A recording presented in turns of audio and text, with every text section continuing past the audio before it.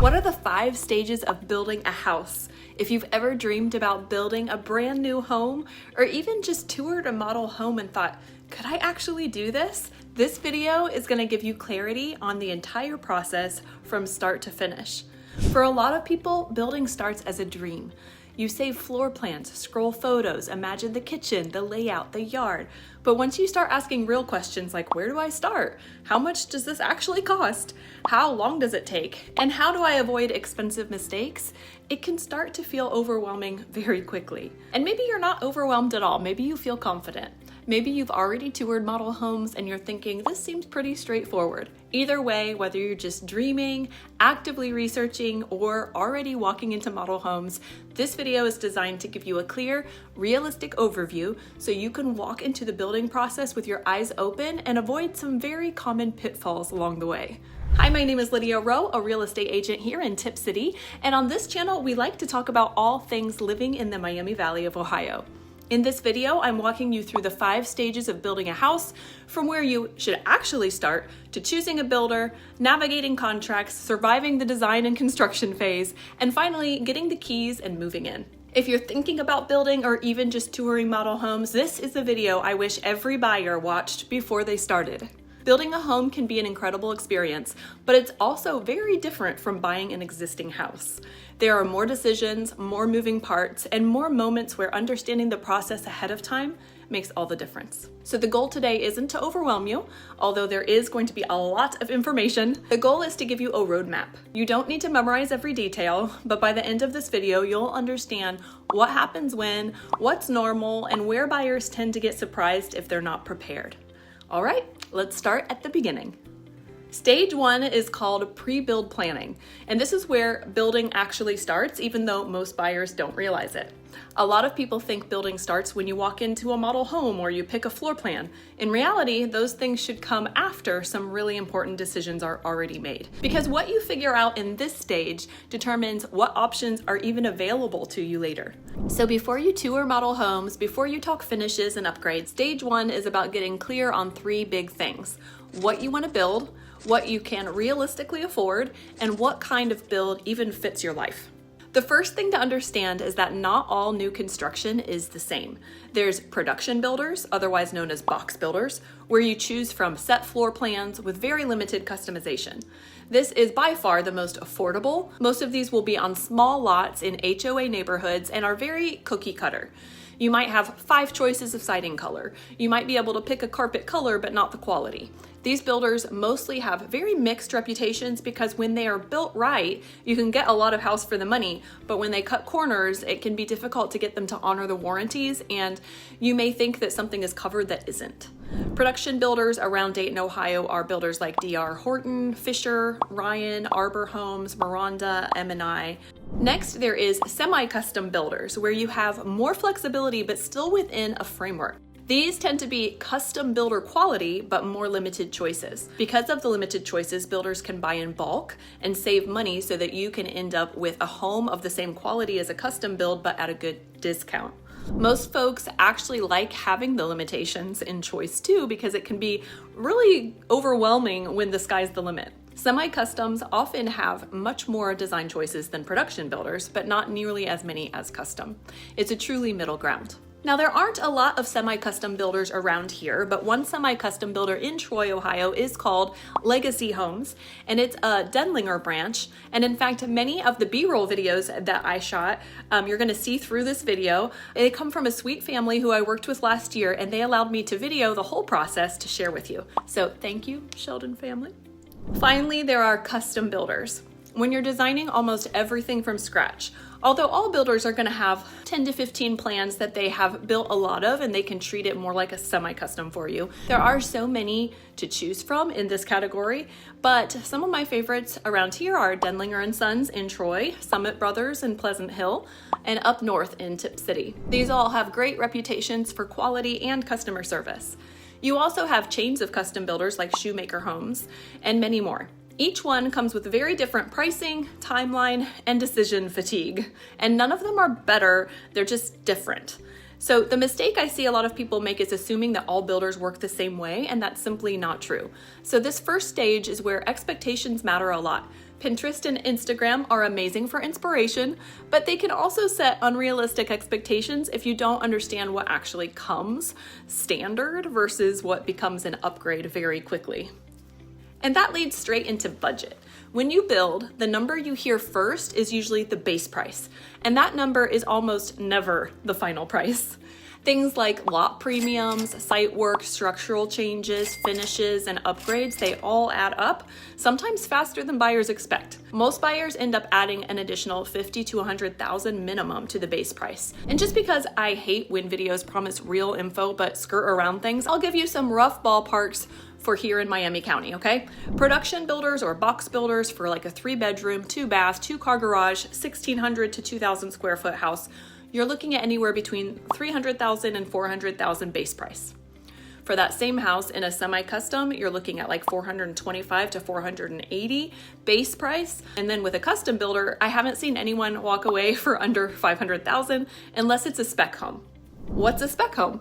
This is where a builder has land and builds a house on it and sells that house already finished. Sometimes you can get great deals on those because they used what they already had in stock and they want to offload the inventory.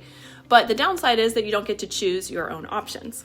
Stage 1 is about understanding your real comfort zone, not just what a lender might approve for you, but what payment, timeline, out-of-pocket costs actually feel sustainable for you. Because once you start making design choices later, it's very easy to just say one more upgrade and those add up. Now at this point, some folks start to feel pretty overwhelmed, and I just want to briefly mention that you don't need to do any of these stages alone. I've observed that many buyers have no idea that just like with buying an existing home, an agent can help guide and partner with you to help you make the best decision and negotiate the best terms even when you're building new. You of course want to pick someone who's experienced in the process and can add value, but the point is, although you can do this alone, you don't have to, and most builders are happy to partner with a good buyer agent. I'll talk more about that later. Okay, still in stage 1. Financing comes earlier than most people expect. Another big surprise for buyers is that financing isn't a later step, it's an early one. Depending on what and where you're building, you may need a construction to permanent loan, a builder preferred lender, or traditional financing if you're buying a spec home. Each option has different rules, different timelines, and different cash requirements up front. Some builders won't allow outside lenders at all, while others are flexible. And the type of financing that you qualify for can actually determine which builders are even an option for you. There's a few builders who already own the land and will essentially carry the loan for you until the end, which feels a lot like a conventional loan, but that often comes with a price too. And with box builds or production builders, they all have their own preferred lenders, and most of the time it really does pay off to go through those lenders because they will offer highly discounted rates and you can get more house for the same monthly payments. So in stage 1, this isn't about locking in a rate yet, it's about understanding your options early so that you don't fall in love with a build that doesn't align with how it has to be financed. Another major part of stage 1 is land, and this is where people often underestimate the complexity. Some builders already own lots. Some require you to bring your own. Some will help you evaluate land, but they won't purchase it for you. And not all land is immediately buildable, even if it looks perfect. Sometimes you can roll in the land cost with the building cost, and other times you need to secure the land first in a separate loan. When it comes to land, things like utilities, zoning, setbacks, septic or sewer, wells, and soil conditions all matter, and they can significantly impact cost and timeline. For instance, if you find a vacant land and it has utility hookups, plan on $5,000 to $10,000 per utility hookup, depending on how far back you have to go. If you don't have utility hookups and you need to dig a well and put in a septic tank, that could be upwards of $30,000 to $50,000.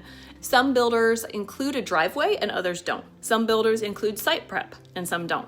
Some land is tied to a particular builder, and other land you can bring whatever builder you want. So stage 1 is less about buying land and more about understanding what kind of land works with what kind of builder and what hidden costs buyers don't see at first glance.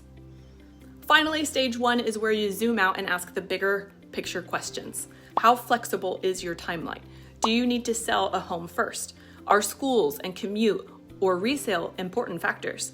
Is this a forever home or a long-term step? Builders almost always take longer than expected, and knowing that up front helps you make better decisions later, instead of feeling frustrated by delays that are actually very normal.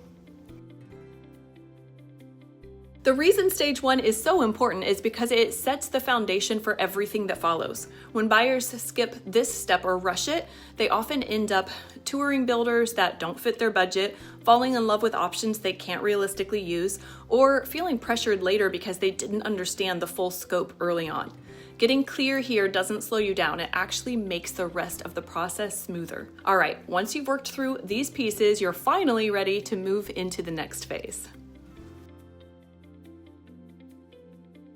Stage 2 is all about choosing the right builder and understanding why your very first interaction with them matters more than most buyers realize.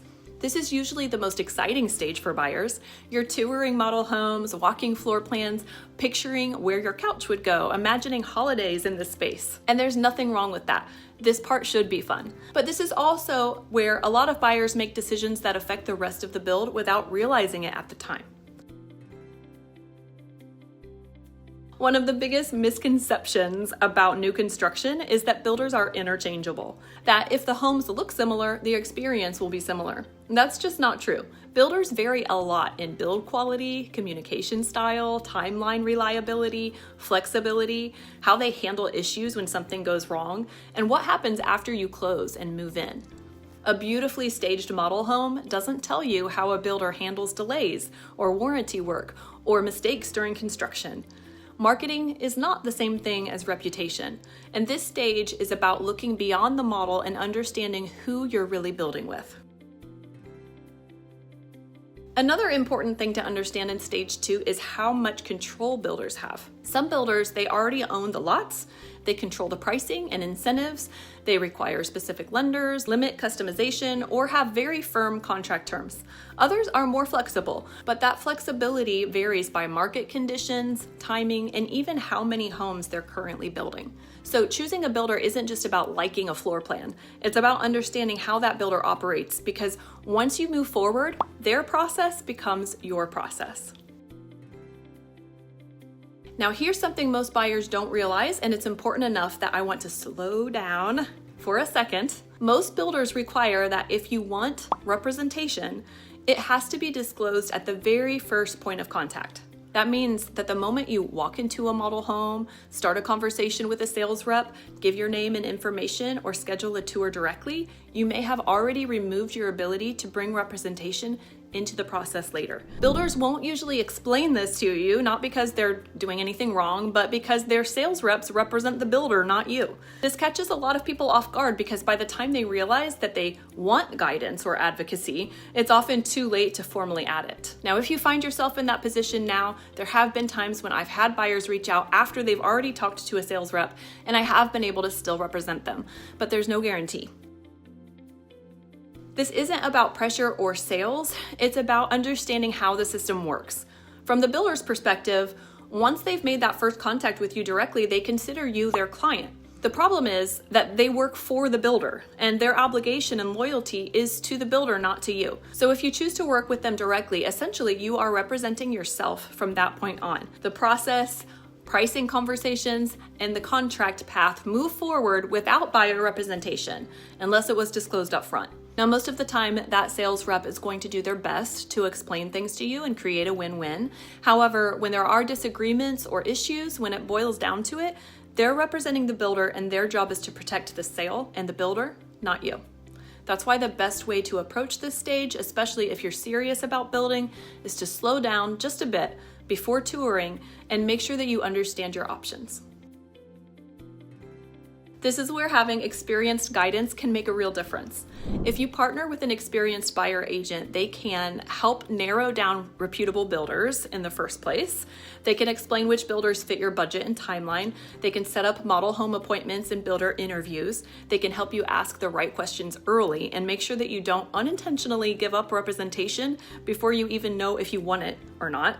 It's not about someone speaking for you. It's about having someone help you navigate a process that's very different from buying an existing home and having someone that is legally bound to represent your best interests. If everything goes smoothly and you're a do-it-yourself personality, you might feel like this was an unnecessary step. But if things go wrong or there are hiccups, like there often are, it's very comforting to know you have someone in your corner. Stage 2 matters because once you choose a builder and move forward, a lot of decisions become harder to change.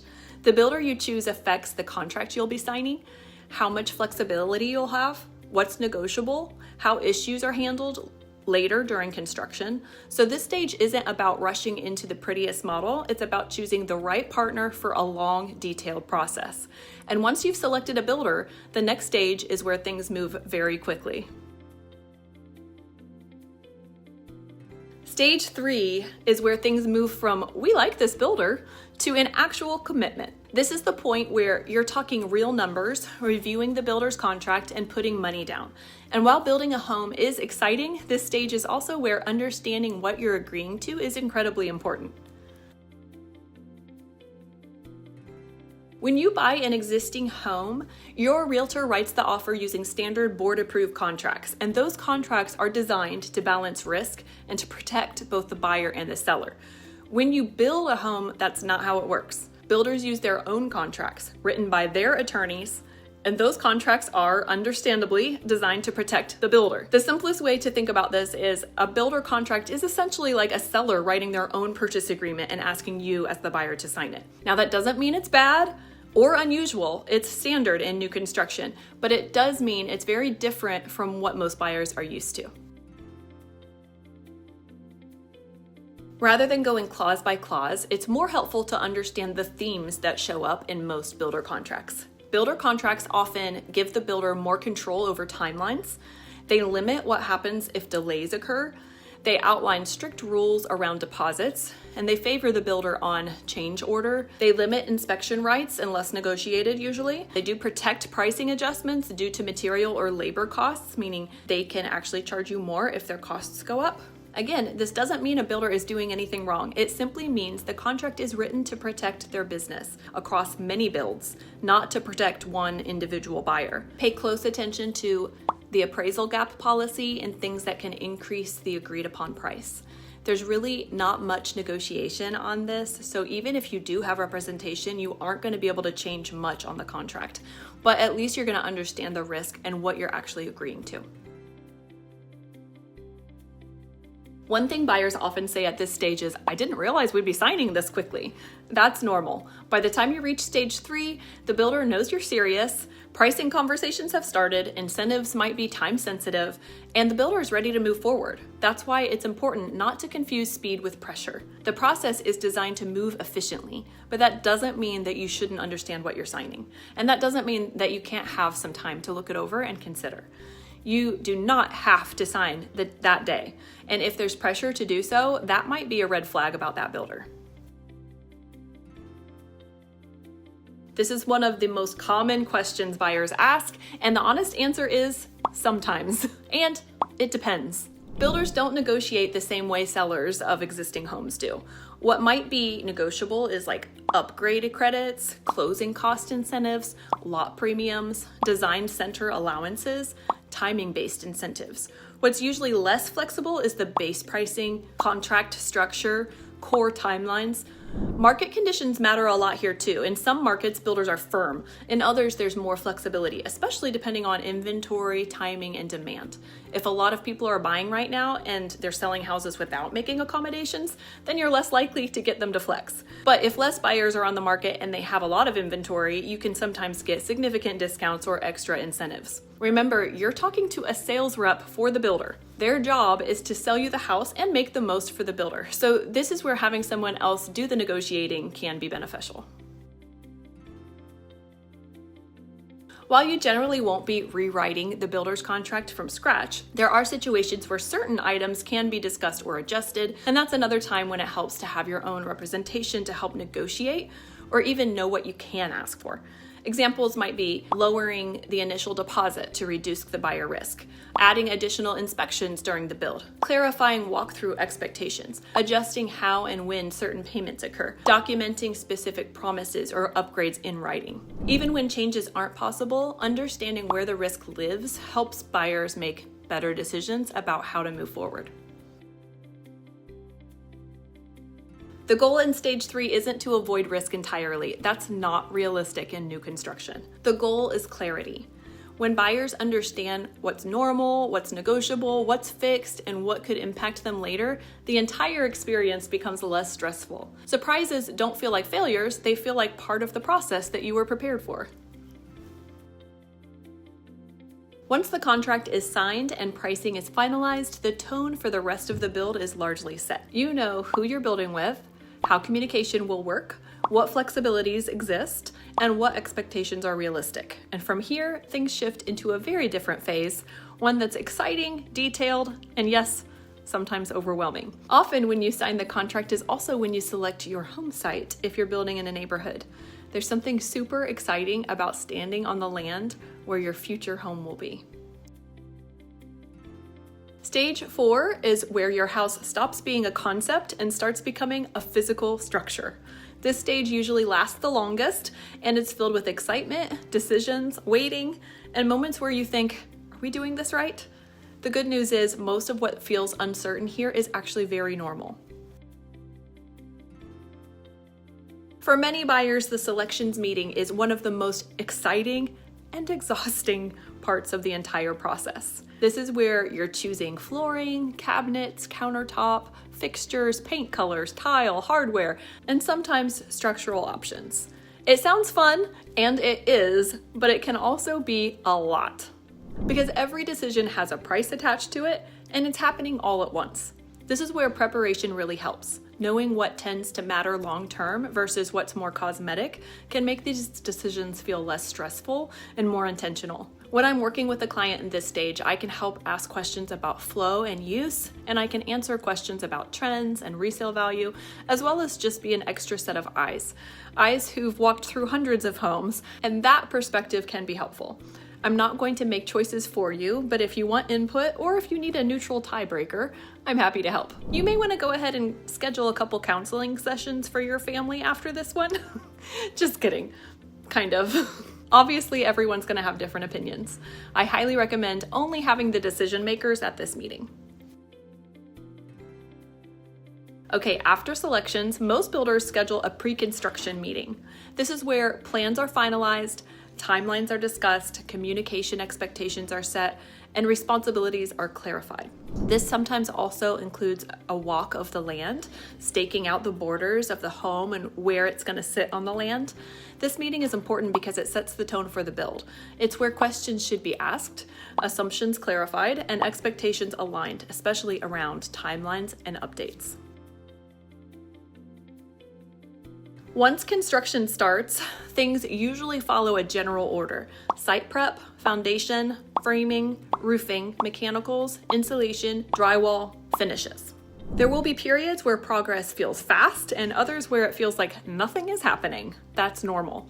Weather, inspections, materials, subcontractor schedules, they all play a role, and delays don't necessarily mean that something's wrong. This is often when buyers feel the most out of control because the process is moving, but not always in a visible way. One common misconception is that inspections don't matter in new construction, or that the builder will catch everything. In reality, inspections can still be incredibly valuable during a build, especially at key stages like pre-drywall, mechanicals, and final inspection. Builders don't always recommend additional inspections, but that doesn't mean that they're not helpful. Inspections are about verification, not distrust, and catching issues early is always easier than fixing them later. This is something you want to bring up at the signing of the contract if you want to schedule extra inspections, and it does have an additional cost. You can also make sure to be there at various points in the process and take good pictures, for instance, before drywall goes up, so that you know in the future exactly what's behind those walls should you decide to do any renovations. One fact that can provide some comfort and peace of mind is that the county or city inspectors will be going through at various times, since all new build work will need to have correct permits. So there's already some quality inspections that are third party of the systems of all the different parts of the build. During stage 4, it's common for questions to come up, small changes to be requested, timelines to shift, or expectations to need adjustment. Change orders are part of building, but they almost always impact price or timeline, which is why understanding how they work ahead of time matters. Some buyers feel bad about asking for changes, but it doesn't hurt to ask. A good builder is going to try to accommodate when they can. You just need to understand that depending on what it is, it might not be possible, or it may be possible but be a significant cost change.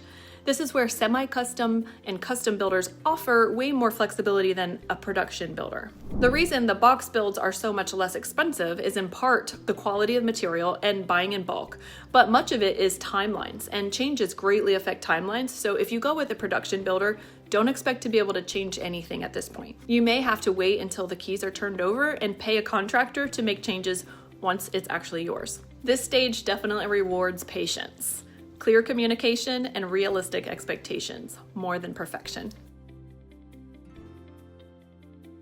It's worth saying this out loud. Stage 4 is emotional. You may feel excited one week, frustrated the next, nervous about decisions that you've already made, or worried something was missed. That doesn't mean that you made a bad choice. It means you're human, and you're in the middle of a complex process with a lot of moving parts. When there's a leak in the basement or drywall dust everywhere, many folks find themselves asking, "What have I done?"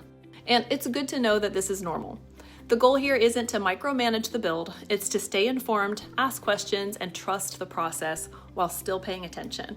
And remember that although the builder is of course looking out for themselves, if they're reputable, they're also genuinely want this to be a win-win for you and for you to be happy with the process and certainly the end result. Like in any long-term relationship, you won't always see eye to eye, and this is where if you are on your own, it can feel scary and like you're trapped, but if you have someone on your side, they can help you keep good perspective, look out for you, fight for you if necessary, but most of the time, it's just a perspective shift. This stage shapes how your home functions, how it feels, and how it holds up long term. Good decisions here reduce surprises later. They limit costly changes, and they set you up for a smoother final walkthrough. And once construction wraps up, you're in the home stretch. Stage 5 is the finish line. Final walkthroughs, closing, and move-in day. And it's where details still matter more than most buyers expect. By the time you reach this stage, months of planning, decisions, and waiting are finally coming together. It's exciting, emotional, and it can feel like everything is moving very quickly because it usually is. The final walkthrough is your opportunity to walk through the home before closing and confirm that everything was completed as agreed. This isn't about perfection. New construction homes can still have minor issues, but it is about making sure systems are functioning properly, finishes are installed correctly, agreed upon upgrades are present, and obvious issues are documented. Anything that needs attention is typically added to a punch list, which outlines what the builder still needs to address. A common misconception is that anything found after closing can just be handled later. While some items can be addressed under warranty, certain things are much easier and sometimes only possible to resolve before closing. That's why the punch list matters. This is your moment to slow down, look closely, and make sure concerns are documented clearly. It's also important to understand what's considered normal versus what should be corrected. Not every cosmetic imperfection is realistic to address, but functional issues and unfinished items absolutely should be. In many ways, this is similar to the final walkthrough of an existing build. I do have a whole other video on that, along with a checklist, so if you're interested in either of those, I'll link them in the description. Oh, this is the best day ever. Closing on a new construction home feels different than closing on an existing home. There's often less negotiation that happens at this point and more confirmation. Just making sure paperwork matches what was agreed to, financing is finalized, timelines are met, and keys are released. Once you sign, the home is officially yours. And it's a big moment. Walking into your home, once it's actually all yours, feels different. It's incredible, and I can't wait for you to get to feel that. Move-in day is the celebration, the reason you went through the entire process.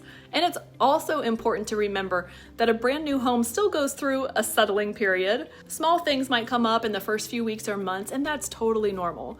Most builders provide a warranty period, and knowing how that works and what's covered, how to submit requests and what timeline looks like, that helps set realistic expectations. Now, I'd say as exciting as move-in day is, there is something even more special about after that month or so when all the boxes are unpacked, furniture's delivered, and you've had time to organize and decorate and can just sit there in your new living room and take a deep breath and enjoy. Most new builds are between 8 months and a year, and savoring those moments after all the planning and all the work is a beautiful thing. Now you get to enjoy this new chapter of your life. When you zoom out, building a home isn't just one decision. It's a series of stages, each one building on the last. From planning and financing, to choosing the right builder, to understanding contracts and pricing, to navigating selections and construction, and finally crossing that finish line. Every stage matters. And when buyers understand the process ahead of time, building doesn't feel chaotic, it feels intentional. My hope is that by walking through these 5 stages of building a house, you now have a clearer picture of what's normal, what deserves extra attention, and how to approach the process with confidence instead of stress. Building a home is a big decision, and it's not something most people do more than once. So if there's one takeaway from this video, it's this. The more you understand the process ahead of time, the better your experience will be. Now, if building is a part of your plan, but you have a home to sell first, that adds another layer to the process, and it's something I talk about a lot here on this channel. So next, I recommend watching my videos on how to prepare your home for sale, especially if timing matters, and my videos on buying and selling at the same time, where I walk through strategies to avoid feeling rushed or stuck between homes. I'll link those videos right here so you can keep learning and plan this in a way that works for your timeline.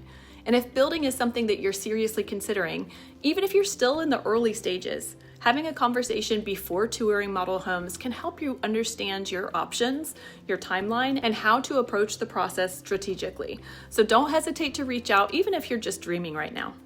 Thanks so much for watching. Big thanks to the Sheldon family and Legacy Homes for allowing me to record your process and your beautiful new build home. If this video was helpful to you, make sure to like and subscribe, and I'll see you in the next one.